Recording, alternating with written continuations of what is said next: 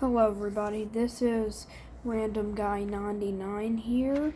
I'm recording this for YouTube, just so you guys can listen to a book I'm about to read. The Secret Garden by Francis, I think that's Francis, I don't know, Hodgson Burnett, illustrated by Tasha Tudor. We will be reading chapters 1 through 3 in here. Don't expect me to do any voices or anything. Chapter 1. There's No One Left. When Mary Lennox was sent to Misselthwaite Manor to live with her uncle, everybody said she was the most disagreeable looking child ever seen. It was true too. She had a little thin face and a little thin body, thin light hair and sour expression. Her hair was yellow, her face was yellow because she had been born in India and had always been ill in one way or another. Her father had held a position under the English government and had always been busy and ill himself. And her mother had been a great beauty who cared only to go to parties and amuse herself with gay people. And by the time this book was made, gay meant happy. Gosh. Great, I lost my spot. She had not wanted a little girl at all. And when Mary was born, she handed her over to care of an Anaya, who was made to understand that if she wished to please the Mem Sahib, she must keep the child out of sight as much as possible. When she was a sickly, fretful, ugly little baby, she was kept out of the way. And when she became a sickly, fretful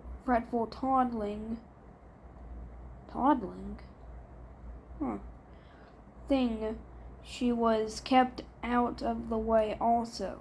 She never remembered seeing familiarly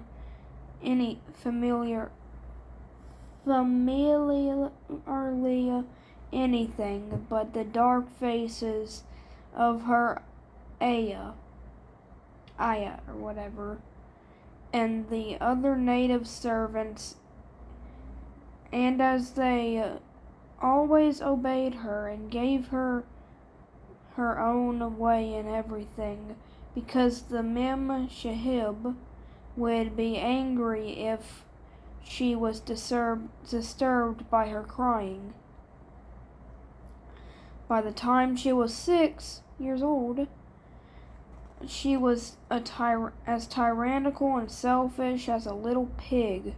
Gosh, I know that feeling. Has ever lived. The young English governess who came to teach her to read and write disliked her so much that she gave up her place in 3 months. When other governesses came to try and fill it, they always went away in a shorter time than the first one. So if Mary had not chosen to really want to know how to read books, she would never have learned her letters at all. Sorry guys, I'm just not good at reading. One frightfully hot morning, she was about 9 years old when she awakened feeling very cross, and she became crosser still when she saw that the servant who stood by her bedside, was not her Aya. "Why did you come?" she said to the strange woman. "I will not let you stay. Send my Aya to me." The woman looked frightened, but she only stammered that the Aya could not come when Mary threw herself into a passion and beat and kicked her. She looked only more frightened and repeat that it was not possible for the ayah to come to Missy Sahib. Oh, I've been saying Shahib. It's Sahib.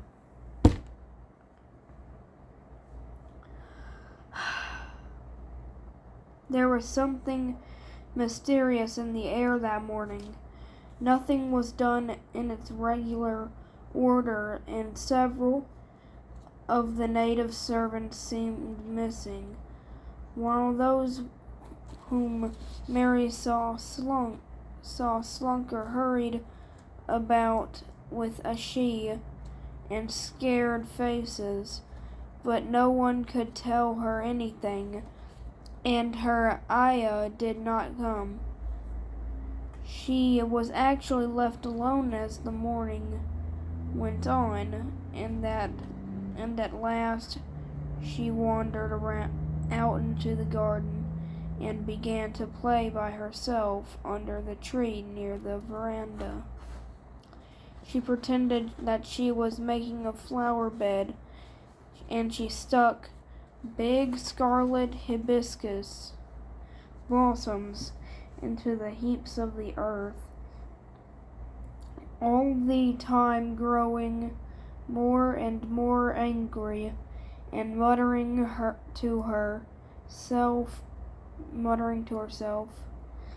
the things she would say and the name she would call Sadi when she returned. Pig, pig, daughter of pigs, she said, because to call a native a pig is the worst insult of all. She was grinding her teeth and saying this over and over and over when she heard her mother come out on the veranda. She was with a fair young man, and they stood talking to each other in low, strange voices. Hold on, let me get comfortable real quick. Let me find my spot. Mary knew the fair young man who looked like a boy. She had heard that he was a very young officer who had just come from England. The child stared at him, but she stared most at her mother. She did this when she had a chance to see her, because the Mem Sahib, Mary used to call her that oftener than anything else, was such a tall, slim, pretty person. And I'm gonna get a drink real quick.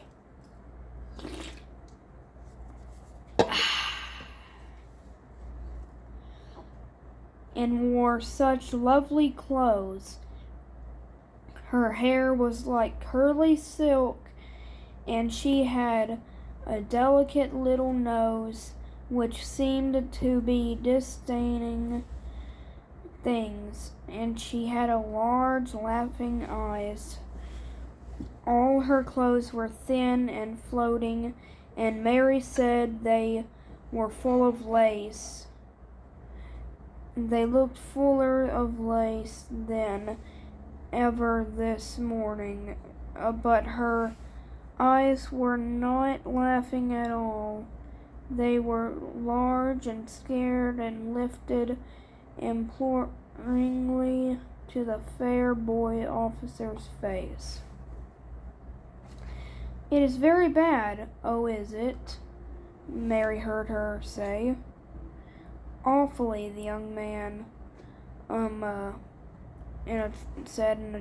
answered in a trembling voice. "Awfully, Mr. Lennox. You ought to have gone to the hills 2 weeks ago The Mem Sahib wrung her hands. "Oh, I know I ought," she cried. "I only stayed to go to that silly dinner party. What a fool I was." At that very moment, such a loud sound of wailing broke out from the servants' quarters that she clutched the young man's arm, and Mary stood shivering from the head to the foot. The wailing grew wilder and wilder. "What is it? What is it?" Mrs. Lennox said. Mrs. Lennox gasped. "Someone has died. Someone has literally died." That's not a part of the... Someone has literally died is not part of the book. I was just saying that.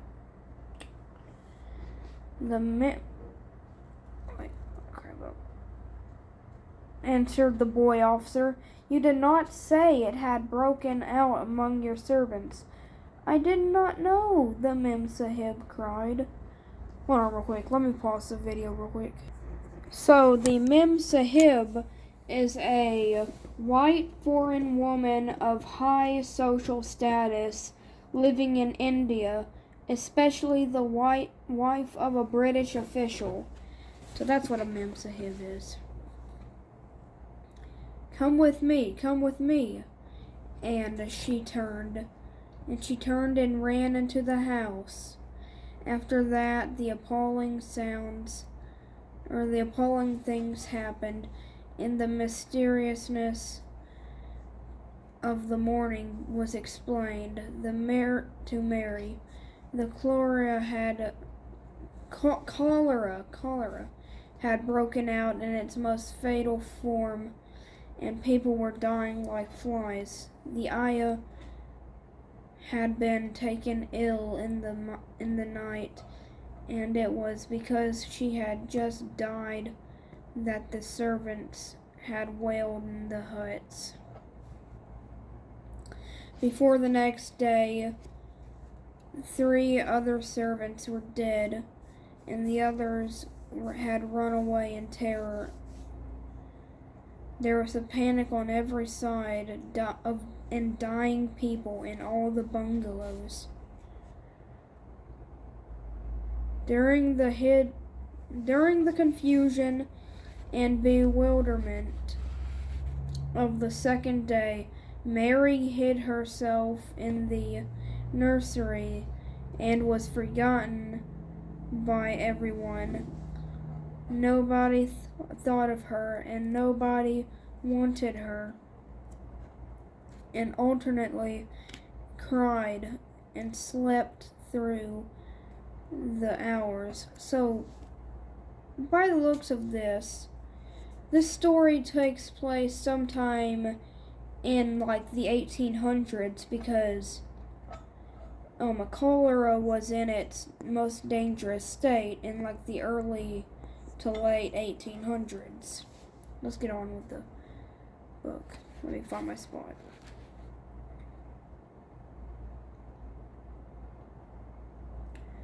And slept through the hours. She only knew that people were ill, and that she heard mysterious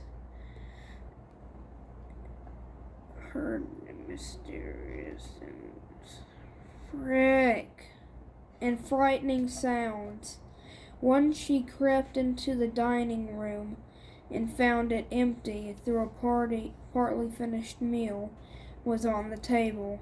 Though a partly finished meal was on the table, and chairs on the plates looked as if they had been hastily pushed back when dinner rose suddenly for some reason.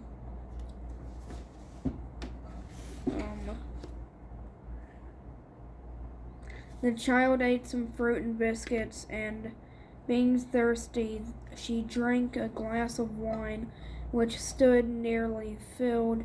It was sweet, and she did not know how strong it was. Very soon it made her intensely drowsy, and she went back to her nursery and shut herself in again, frightened by the cries she heard in the huts and by the hurrying sounds of feet. The wine made her so sleepy that she could scarcely keep her eyes open, and she lay down on her bed and knew nothing more than for a long time. Yep, kids, that's what alcohol does to you. I feel like saying that. Many things happened during the hours in which she slept so heavily, but she was not disturbed by the wails and the sound of things being carried in and out of the bungalows. When she awakened, she lay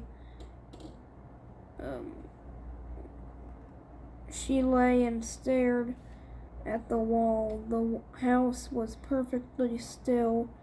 She had never known it be so, wondered if everybody had got well of the cholera, and all care of her now.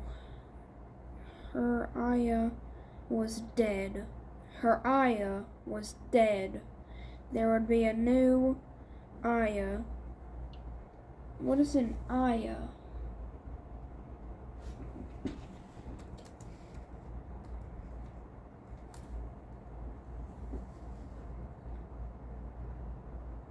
Oh. Yeah, no, just, well, let's not.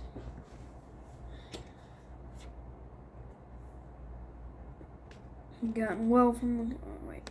There would be a new ayah, and perhaps she would know some stories. Mary had been rather tired of the old ones. She did not cry because her nurse had died. She was not an affectionate child, and had never cared much for anyone. The noise and hurrying about the wailing over the cholera had frightened her, and she had been angry because no one seemed to remember that she was alive. Everyone was too panic-stricken to think of the little girl no one was fond of. When people had the cholera, it seemed that they remembered nothing but themselves. But if everyone had got well again, surely someone would remember to come and look for her. But no one came. She lay waiting the house. She lay waiting. The house seemed to grow more and more silent. She heard some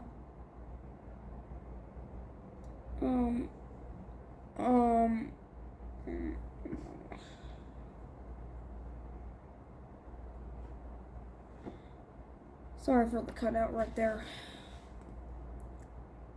Gotta find where I was.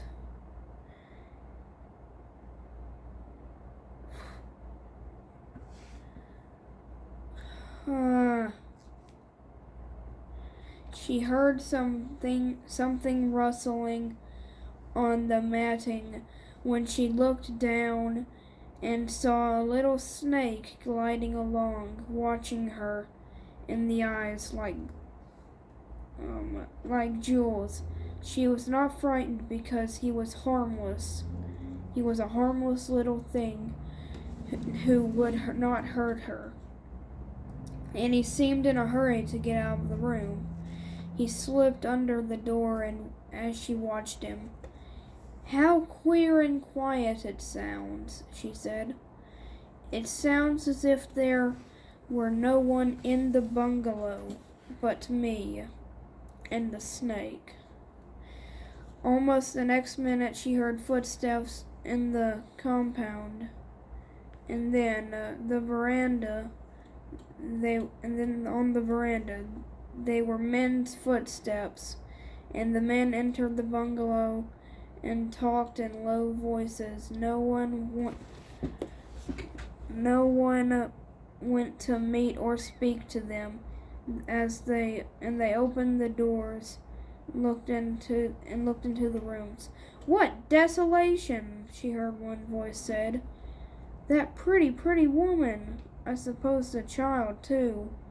I heard there was a child, though no one saw her."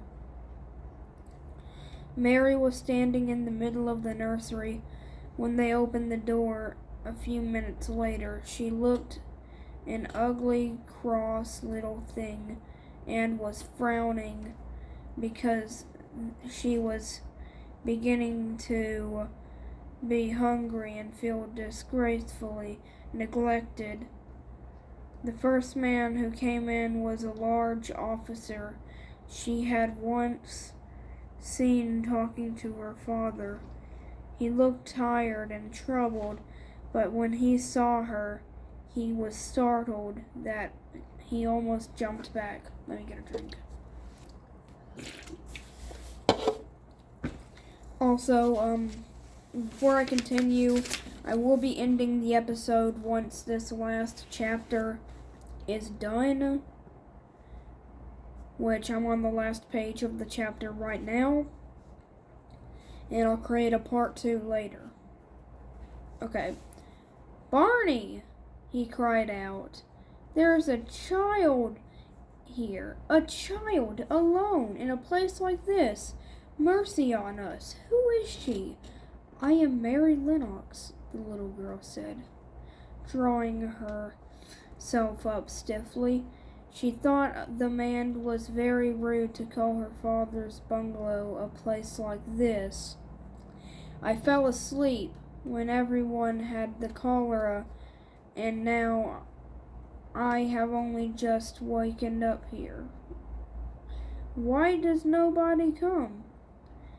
"It is the child no one ever saw," he exclaimed. The man turned to his companions. "She has actually been forgotten." "Why was I forgotten?" Mary said, stomping her foot. Why does nobody come?"